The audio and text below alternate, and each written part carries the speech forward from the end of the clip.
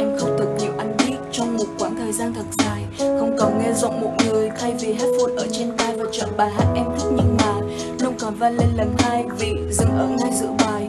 Nhưng không thể nào làm lại khi mà tim em đã vỡ ra.